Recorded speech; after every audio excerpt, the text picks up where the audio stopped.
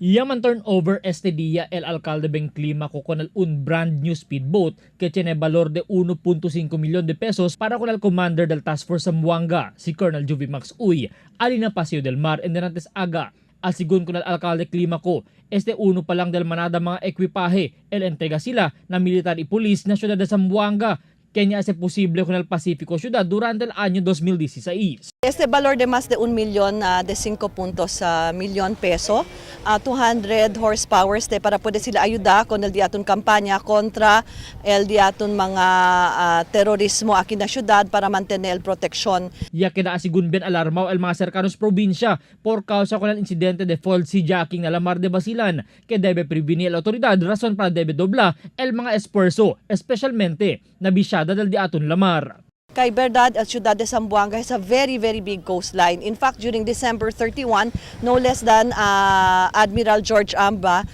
provided a contingency maritime display in the city of Zamboanga, and we need to continue this. Grande ayuda asigun este para aumento kapabilidad para nalaw del militar que pwede man operate na Lamar. Asigun kun Colonel Juvie Max Uy, maneja asigun con este y mantiene el personajes del Special Forces que un Operation Control Unit del Task Force Zamboanga. Of course, this is additional assets for security management, and of course, it's coastal security management with Zamboanga City Sporos sea lanes.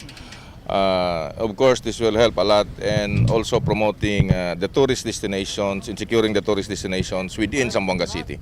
Esperanza el tiene pa asigun 3 aumento speedboats el entrega al gobyerno lokal kanila na futuro para aumento kapabilidad del diaton militar. Del pasado año 2016 ya entrega el gobierno local con el Task Force Zamboanga. Del pasado año 2016 ya entrega el gobierno local con el Task Force Zamboanga con el 16 mga motor, 3 mga Ford Rangers y 1 Ford Everest y este speedboats. Albert Luna, Dateline Zamboanga.